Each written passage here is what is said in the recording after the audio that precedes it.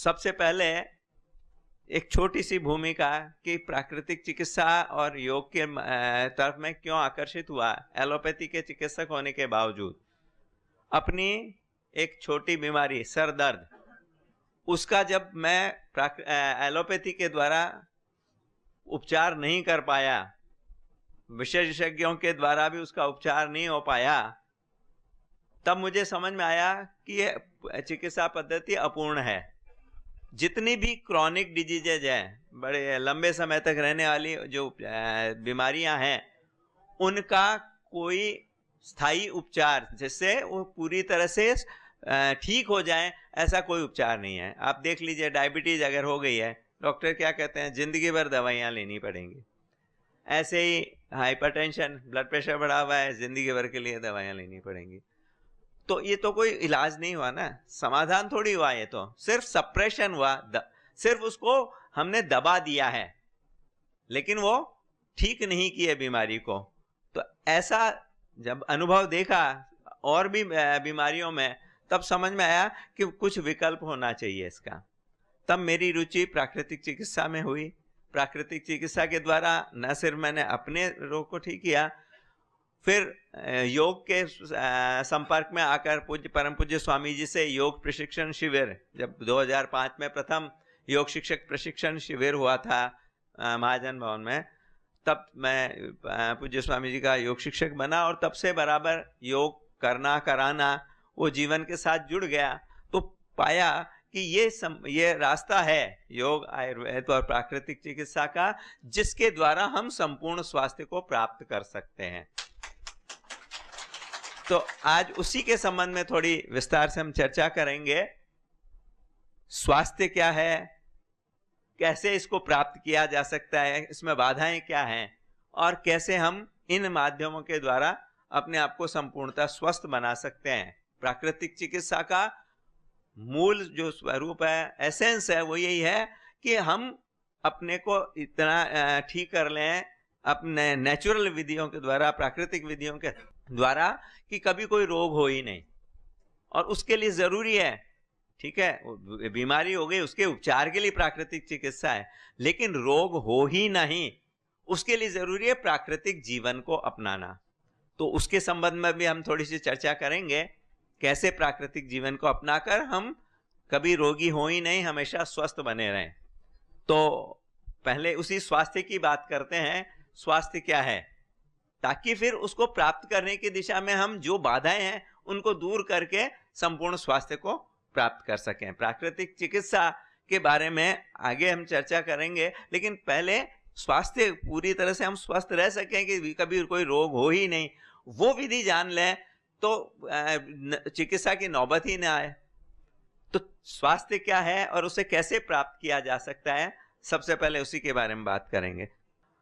तो स्वास्थ्य क्या है, WHO ने इसकी परिभाषा दी है, health is a state of physical, mental, social and spiritual wellbeing. शारीरिक, मानसिक, सामाजिक और आध्यात्मिक रूप से हम अच्छी स्थिति में हो, ये हमारा स्वास्थ्य है। तो इस स्वास्थ्य को प्राप्त करने के लिए हम इनको एक एक इसके जो अंग है उनको अच्छी तरह समझेंगे। शारीरिक स्वास्थ्य का अर्थ क्या है, शरीर से कब कहें कि हम स्वस्थ हैं, मन से कब कहें कि हम स्वस्थ हैं। तो शारीरिक स्वास्थ्य के पैमाने क्या हैं, कहें रोग ना होना, वो तो एक छोटा सा हिस्सा है। केवल रोग ना होना स्वास्थ्य नहीं है, संपूर्ण स्वास्थ्य को समझेंगे और उसके जो पैमाने हैं उनको अच्छी तरह से हम आप नोट करिए और फिर अपने अंदर चेक करिए कि इनमें से कौन कौन से पैमानों पर हम खरे उतरते हैं। तो पहले शारीरिक स्वास्थ्य के पैमाने क्या है। नंबर 1, रोग ना हो। नंबर 2, दर्द ना हो। नंबर 3, नींद अच्छी तरह से आती हो। नंबर 4, भूख अच्छी तरह से लगती हो। नंबर 5, शौच समय पर सही मात्रा में आता हो। नंबर 6, शरीर में इतना हल्कापन हो कि हमें शरीर का भान न हो। कोई भी अंग हमें कब महसूस होता है, जब कहीं उसमें कुछ भारीपन, कोई दर्द होता है तब महसूस होता है। बैठे बैठे कमर में दर्द हो रहा है तो कमर महसूस होती रहती है, सर भारी है, ध्यान हमारा सर पर जाता रहता है। पूरा शरीर इतना स्वस्थ हो, उसमें कोई भारीपन ना हो, कहीं कोई दर्द ना हो, तो शरीर का हमें भान नहीं होगा। नंबर 7, हमारा अंग विन्यास ठीक हो। ये बैठे हुए हैं, ये भी एक बीमारी है। कमर सीधी करके बैठने का प्रयास करें। अंग विन्यास ठीक हो और बॉडी प्रोपोर्शंस, मतलब हमारी जितनी लंबाई है उसके हिसाब से हमारा वजन हो। अभी लंबाई है 5 फुट 6 इंच और वजन है 100 किलो, तो ये स्वस्थता की निशानी नहीं है। लंबाई है 5 फुट 12 इंच या 11 इंच और वजन है 40 किलो, तो वो भी ठीक नहीं है। तो मतलब जैसे जितनी हमारी लंबाई उसके हिसाब से हमारा वजन हो। और नंबर 8, शरीर में और मन में कार्य करने का उत्साह हो। करना पड़ता है ये नहीं, हमें ये काम करना पड़ता है नहीं, हम खुशी से करते हैं। वो कार्य करने का उत्साह हो शरीर में भी और मन में भी। तो मानसिक स्वास्थ्य का भी एक पॉइंट है उस कार्य करने का उत्साह। तो ये शारीरिक स्वास्थ्य के पैमाने हो गए। एक बार रिपीट कर देता हूं जिन्होंने नहीं पूरे नोट कर पाए। रोग ना हो, दर्द ना हो, नींद अच्छी तरह से आती हो, शौच समय पर सही मात्रा में आता हो, भूख अच्छी तरह से लगती हो, शरीर में इतना हल्कापन हो कि शरीर का भान ना हो, हमारा अंग विन्यास बॉडी प्रोपोर्शंस ठीक हो और कार्य करने का उत्साह। मानसिक स्वास्थ्य का अर्थ क्या है? मन का कार्य क्या है? मन का कार्य है विचार करना। 1 मिनट में हम 25 से 30 विचार करते हैं सामान्य तौर पर। जब नकारात्मक चिंतन चलता है यह स्पीड पहुंच जाती है 50 से 60 विचार प्रति मिनट। जब सकारात्मक चिंतन होता है यह स्पीड रह जाती है 6 से 10 विचार प्रति मिनट। आइडियल स्टेट है कि जीरो थॉट, निर्विचार स्थिति हो, कोई व्यर्थ के विचार न हो हमारे अंदर। वो है मन की अच्छे स्वास्थ्य की निशानी। तो जीरो थॉट होना बहुत नेक्स्ट टू इम्पॉसिबल है, लगभग असंभव सी चीज है। कुछ तो विचार आएंगे ही, लेकिन हमारे विचार सकारात्मक हो। व्यर्थ के और नकारात्मक विचारों से हटकर मन हमारा सकारात्मक विचारों में आ जाए, यह हमारा मानसिक स्वास्थ्य है। 4 नंबर देख, रोग ना हो, दर्द ना हो, नींद अच्छी तरह से आती हो, भूख अच्छी तरह से लगती हो, शौच समय पर सही मात्रा में आता हो, शरीर में इतना हल्कापन हो कि हमें शरीर का भान ना हो, अंग विन्यास ठीक हो और कार्य करने का उत्साह। ठीक है, चलिए सामाजिक स्वास्थ्य की बात करें। मानसिक स्वास्थ्य के बाद सामाजिक स्वास्थ्य का अर्थ क्या है? परिवार, समाज, राष्ट्र और विश्व के प्रति हमारा सकारात्मक रवैया, वसुधैव कुटुंबकम की भावना। हमारा आज सामाजिक स्वास्थ्य बिगड़ा हुआ है, उसी की वजह से ये झूठ, कपट, लालच, बेईमानी, अनाचार, व्यभिचार, आतंकवाद, नक्सलवाद, ये सब क्या है? मेरा भला हो जाए बाकी दुनिया जाए भाड़ में। ये जो एटीट्यूड है ये हमारे बिगड़े हुए सामाजिक स्वास्थ्य का परिणाम। लेकिन हम ये भूल जाते हैं कि पूरा विश्व एक दूसरे से जुड़ा हुआ है। कहीं एक जगह कोई समस्या होती है उसका प्रभाव पूरे विश्व पर पड़ता है। चीन में एक वायरस का जन्म हुआ लेबोरेटरी में और उसका प्रभाव पूरे विश्व पर कोरोना काल में सभी ने देखा है। तो ये कहीं ना कहीं इसमें बिगड़ा हुआ सामाजिक स्वास्थ्य ही एक मूल कारण था कि जिसने भाई इस तरह की एक हरकत करने को लोगों को मजबूर किया, जिसका परिणाम पूरे विश्व को भुगतना पड़ा। तो ये सामाजिक स्वास्थ्य ठीक होगा मतलब सबके प्रति हमारे मन में प्रेम की भावना होगी, सबके कल्याण की भावना होगी, तो हमारा सामाजिक स्वास्थ्य अच्छा होगा। मानसिक स्वास्थ्य से ही जुड़ा हुआ है सामाजिक स्वास्थ्य। इसके बारे में आप विस्तार से मानसिक स्वास्थ्य के बारे में आगे हम चर्चा करेंगे। चौथा है आध्यात्मिक स्वास्थ्य। आध्यात्मिक स्वास्थ्य का अर्थ क्या है? स्वयं में स्थित होना। स्वस्थ का मतलब ये स्वयं में स्थित होना, अपने ओरिजिनल सेल्फ में आना। आप कार में बैठकर जा रहे हैं, कार के बाहर आपका कोई अस्तित्व नहीं है। क्या आप कार हैं? नहीं, आप उस कार के संचालक या सवार हैं। अब कार में अगर कोई खराबी हो जाती है तो क्या हम खराब हो गए? नहीं। कार कहीं खराब होके बिल्कुल खत्म हो गई, क्या हम खत्म हो गए? नहीं हुए। ऐसे ही इस शरीर रूपी कार में हम सवारी कर रहे हैं, वो मैं कौन हूं जो इस शरीर रूपी कार का उपयोग कर रहा है? वो मैं हूं आत्मा। अपने इस आत्म स्वरूप में आना, यह हमारा आध्यात्मिक स्वास्थ्य है। और मूल में भूल यही हो गई है, हम अपने इस मूल को ही भूल गए हैं। बच्चा जब पैदा होता है 99.9% वो बॉडी कॉन्शियसनेस में नहीं होता है।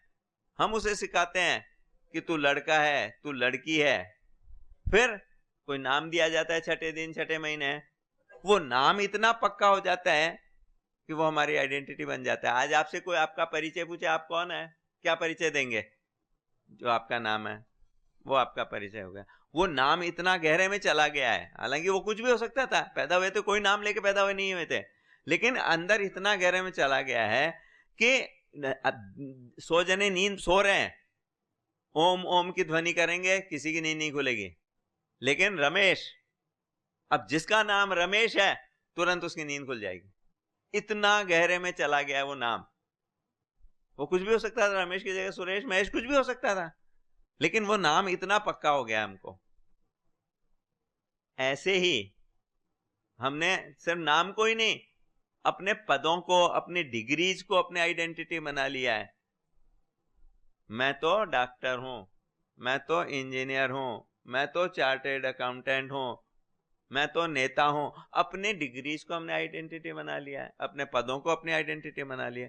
वहीं तक नहीं रुके, हमने अपने रोगों को अपनी आइडेंटिटी बना लिया है। मैं तो डायबिटिक हूं, मैं तो हार्ट पेशेंट हूं। क्या कर रहे हैं अपने को? मतलब जब हम अपनी आइडेंटिटी जो बना रहे हैं, जैसे वो नाम आप भुलाए नहीं भूल सकते हो, वैसे जब आपने रोग को अपनी आइडेंटिटी बना लिया, अब वो रोग आपसे अलग कैसे होगा? हम बाहर के कितने भी प्रयास करते रहें, अगर हमारी आइडेंटिटी मैं डायबिटिक हूं, वो जिंदगी भर आपकी डायबिटीज ठीक नहीं हो सकती है, चाहे आप कितना भी उपचार करा लीजिए। तो पहले अपने उस ओरिजिनल आइडेंटिटी में आना जरूरी है। संपूर्ण स्वास्थ्य को प्राप्त करना है तो अपनी उस ओरिजिनल आइडेंटिटी में आना जरूरी है कि मैं कौन हूं? मैं स्वस्थ प्रसन्न आत्मा हूं। I am happy healthy soul. इस वाइब्रेशन में, इस आइडेंटिटी में आएंगे तो हम संपूर्ण स्वास्थ्य को प्राप्त कर सकेंगे, क्योंकि मूल की भूल यहीं पर हुई है। जैसा हम अपनी आइडेंटिटी बनाते हैं, हमारे विचार वैसे ही चलते हैं।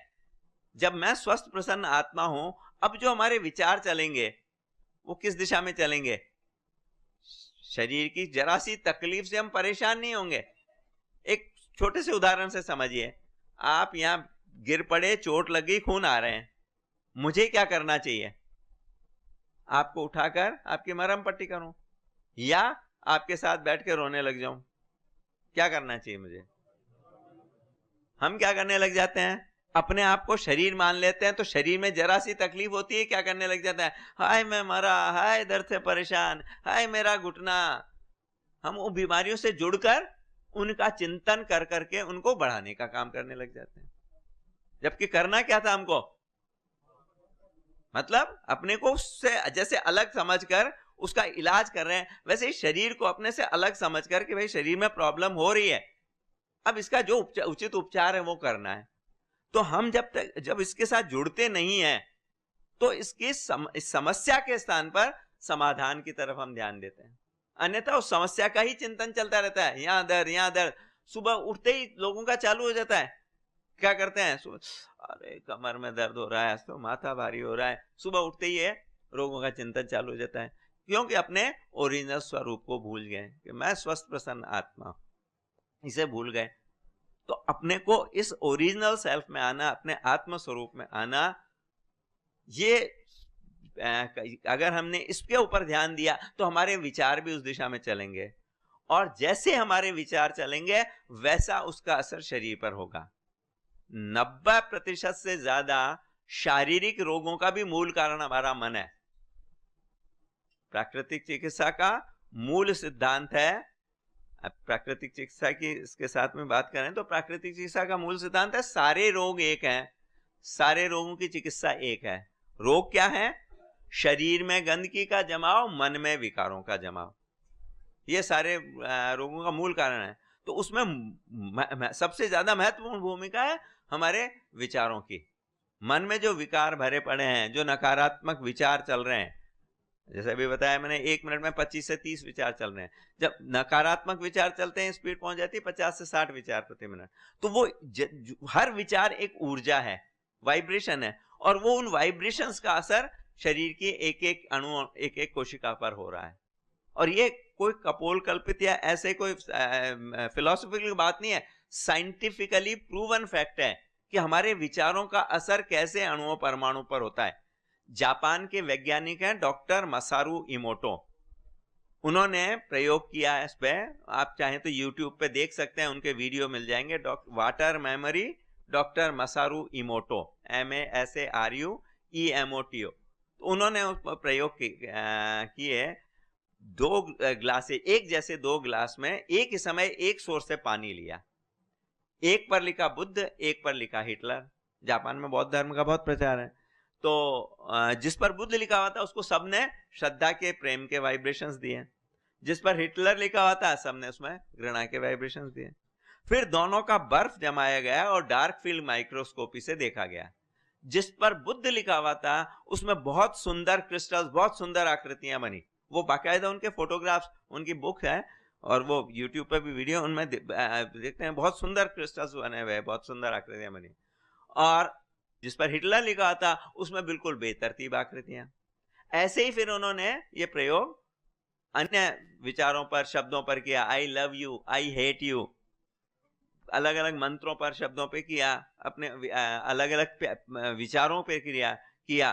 तो देखा कि जहां सकारात्मक विचार थे, सकारात्मक शब्द थे, वहां पर बहुत सुंदर आकृतियों का निर्माण हुआ, और जहां पर नकारात्मकता थी वहां पर बिल्कुल बेतरतीब आकृतियों का निर्माण हुआ। तो ये उन्होंने प्रूव किया इस चीज को। और फिर से जल पर ही नहीं, उन्होंने और चीजों पर, पौधों पर किया प्रयोग। इसके अलावा उन्होंने चावल पर किया। सब में ये देखा गया, जिन चावलों को पॉजिटिव वाइब्रेशंस दिए वो महीने भर बाद भी बिल्कुल अच्छे रहे, जिनको नेगेटिव वाइब्रेशन दिए 7 दिन के अंदर काले पड़ गए। तो ऐसे ही हमारे पूरे शरीर के एक एक अणु परमाणु पर, एक एक कोशिका पर हमारे विचारों का प्रभाव पड़ता है। ये पूरा शरीर हमारा 6 से 9 महीने में बदल जाता है। 1 मिनट में हमारे 25 से 30 करोड़ पुराने सेल्स नष्ट हो रहे हैं, नए पैदा हो रहे हैं। जिस समय हम सकारात्मक चिंतन करते हैं, स्वस्थ कोशिकाओं का निर्माण कर रहे हैं। जिस समय नकारात्मक चिंतन कर रहे हैं, बीमार कोशिकाओं का निर्माण कर रहे हैं। तो हम जितना हम स्वस्थ, सकारात्मक चिंतन में रहेंगे, अपने मानसिक स्वास्थ्य को ठीक रखेंगे, उतना हम शरीर को भी स्वस्थ रख पाएंगे। और मानसिक स्वास्थ्य को ठीक रखने के लिए, अपने विचारों को सकारात्मक बनाने के लिए, अपने इस ओरिजिनल सेल्फ में, आध्यात्मिक स्वास्थ्य में आना जरूरी है कि मैं स्वस्थ प्रसन्न आत्मा हूं, आत्मा में कोई रोग है नहीं। तो बीमारी का है शरीर में, बीमारी का मन में, उनको ठीक करने का हमें बहुत बड़ा मार्ग मिल जाता है जब हम अपने इस ओरिजिनल सेल्फ में, अपने आत्म स्वरूप में आ जाते हैं। इसलिए इसको समझना और जीवन में उतारना बहुत जरूरी है। अब मानसिक स्वास्थ्य की जहां तक बात करें, हमारे शरीर के रोगों का भी बहुत बड़ा कारण हमारा मन है। 90% से ज्यादा जो बीमारियां हैं शरीर में भी, इनको बोलते हैं, जो मन के कारण है, इनको बोलते हैं साइकोसोमेटिक डिजीजेज। बीमारी मन में, प्रकट शरीर पर हो रही है। जैसे सभी का अनुभव होगा, क्रोध करते ही क्या होता है, हमारा ब्लड प्रेशर बढ़ जाता है, हार्ट बीट बढ़ जाती है, पेट में एसिड का लेवल बढ़ जाता है, सबका अनुभव होगा। ऐसे ही अलग अलग विचारों का असर, अलग अलग भावनाओं का असर होता है। जैसे भय, डर फेफड़ों को जकड़ देता है, हमारी किडनीज को दुष्प्रभावित करता है। कोरोना काल में जितने लोग मरे, अधिकांश ये लोग थे जिन्होंने बहुत ज्यादा टीवी देखा या अखबार पढ़ा। टीवी पे न्यूज देखी या अखबार पढ़ा, क्योंकि उसमें वही पूरे टाइम वही न्यूज चल रही थी, ये यहाँ इतने मर गए, अस्पताल भरे पड़े हैं, वहां पर ऑक्सीजन नहीं मिल रहे, ये सारी तो अंदर जो भय का संचार हुआ। वास्तव में जो कोरोना का वायरस था वो तो सिंपल जुकाम का वायरस था, उसकी वजह से नहीं मरे, उसकी वजह से जो शरीर ने रिस्पॉन्स पैदा किया, साइटोकाइन स्टॉर्म पैदा किया, उसकी वजह से शरीर में परिवर्तन आए, लंग्स डैमेज हुए और जो भी बीमारियां हुई उस साइटोकाइन स्टॉर्म की वजह से हुआ। और ये भय जो है हमारा, साइटोकाइन स्टॉर्म को तेज करने वाला सबसे बड़ा कारक था। तो इसलिए भय हमारे फेफड़ों पर बहुत ज्यादा असर डालता है, किडनीज को दुष्प्रभावित करता है। इसी तरह से अलग अलग बहुत सारी ऑटो इम्यून डिजीज होती हैं जिनमें शरीर की कोशिकाएं शरीर की कोशिकाओं के खिलाफ काम करने लग जाती है, जैसे रूमेटाइड आर्थराइटिस, एंकाइलोजिंग स्पॉन्डिलाइटिस, आपके SLE, मल्टीपल स्क्लेरोसिस, बहुत सारी बीमारियां हैं जिनमें शरीर की का जो इम्यून सिस्टम है, जो शरीर की आर्मी है, वो बजाय बाहर के दुश्मनों को मारने के शरीर की कोशिकाओं को ही, अपने जैसे आर्मी हमारी देश के नागरिकों को ही मारने लग जाए, वो वाली स्थिति, तो वो उसको बोलते हैं ऑटोइम्यून डिजीज। तो वो इम्यून सिस्टम अपनी ही कोशिकाओं के खिलाफ काम करने लग जाता है। क्यों? यहाँ पर विचारों की लड़ाई चल रही है। जब हमारे मन में मानसिक अंतर्द्वंद्व चल रहा है, जो वस्तु, व्यक्ति, परिस्थितियां हमें मिली है उनको स्वीकार नहीं करते हैं, तो ये समस्या चालू हो जाती है ऑटोइम्यून डिजीज की। जब हम किसी से घृणा कर रहे हैं, किसी के प्रति मन में द्वेष दुर्भाव रख रहे हैं और स्वीकार नहीं कर रहे हैं, उसने ऐसा क्यों किया, उसको ऐसा नहीं करना चाहिए, उसको ऐसा करना चाहिए, अंदर ये जो चिंतन चलता रहता है, ये इस बीमारी का सबसे बड़ा कारण है। तो इनसे बाहर आना है तो अपने को, अपने मानसिक स्वास्थ्य को ठीक करना, मन से सबके प्रति सकारात्मक चिंतन करना, अपने लिए भी स्वस्थता, प्रसन्नता के वाइब्रेशंस पैदा करना बहुत जरूरी है। तो ये शारीरिक, मानसिक, सामाजिक और आध्यात्मिक, ये चारों स्तरों पर हम स्वस्थ हों, और ये परमात्मा ने शरीर को ऐसा स्वस्थ रखने की व्यवस्था दी है। अगर हम अपनी गलतियों की वजह से बीमार न पड़े तो शरीर अपने को स्वस्थ रखने की पूरी क्षमता रखता है। परमात्मा ने पूरी उस सिस्टम के साथ इसको भेजा है कि 100 साल तक स्वस्थ जिए। इसके लिए हमारे वेदों में सूत्र भी है, जीवेम शरदः शतम, शृणुयाम शरदः शतम, पश्येम शरदः शतम। 100 साल तक हम स्वस्थ जी सकें, आंखों से अच्छी तरह देख सकें, कानों से अच्छी तरह सुन सकें, हाथों पैरों से अच्छी तरह काम ले सकें, वो परमात्मा ने वो ऐसा शरीर दिया है। लेकिन उस शरीर का हम दुरुपयोग कर देते हैं, उसकी वजह से हम फिर बीमार पड़ जाते हैं। जो अंग हमारे पूरे शरीर की बात करें तो 100 से 150 साल तक ये स्वस्थ चल सकता है। एक एक अंग की अगर हम बात करें तो 200 से 300 साल तक चल सकता है। जो ट्रांसप्लांट होते हैं हार्ट के, लीवर के, इनके, तो ऐसे वो अंग इतना चल सकता है। लेकिन क्या कारण है तो 50-60 साल में किसी को लीवर ट्रांसप्लांट कराना पड़ रहा है, किसी को किडनी ट्रांसप्लांट करना पड़ रहा है, किसी के घुटने बदल रहे हैं। कारण क्या है? हमने अपनी नासमझी की वजह से, अपने गलत आहार विहार विचार की वजह से अपने को बीमार बना लिया। परमात्मा की जो व्यवस्था है वो क्या है?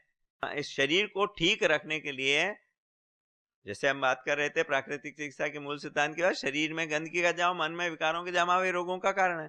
तो गंदगी का जमाव क्यों हो रहा है? सफाई की व्यवस्था दी है परमात्मा ने, 4 रास्ते हमको दिए हैं। वो 4 रास्ते कौन से हैं?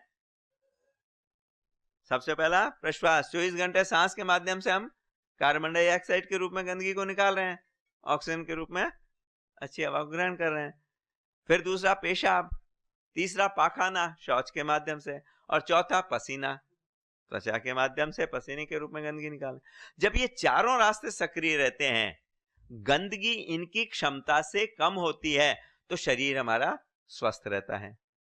लेकिन जब इनकी क्षमता से ज्यादा हम गंदगी भर लेते हैं, या ये चारों रास्तों की सक्रियता कम हो जाती है, तो फिर वो गंदगी शरीर में कहीं ना कहीं जमा होती है, रोगों का कारण बनती है। फिर परमात्मा ने और व्यवस्था दी है, इमरजेंसी गेटवेज, जैसे रेलवे में, प्लेन में इमरजेंसी गेट्स होते हैं ना, कि अगर नॉर्मल रास्तों से नहीं निकला जा रहा, इमरजेंसी हो रही है, तो अतिरिक्त इमरजेंसी विंडोज, इमरजेंसी गेट खोल दिए जाते हैं। ऐसे ही शरीर में परमात्मा ने कुछ इमरजेंसी गेटवेज दिए हैं, जिनके माध्यम से वो अतिरिक्त गंदगी को निकाला जा सकता है। वो गेटवेज कौन से हैं?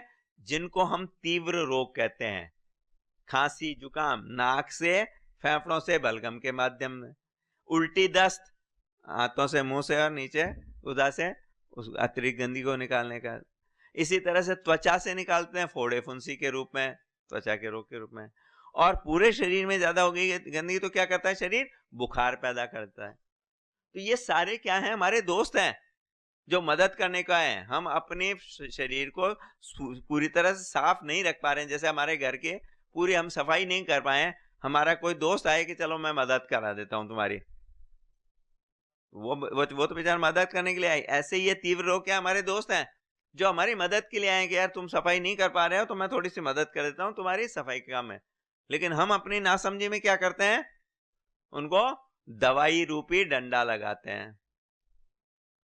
वो जो मदद करना चाह रहा था उसकी उसमें सहयोग देने के बजाय हमने उसको डंडा लगा के, कोई जरूरत नहीं है हमारी गंदगी को छेड़ने की, वो हमारे पास रहने दो।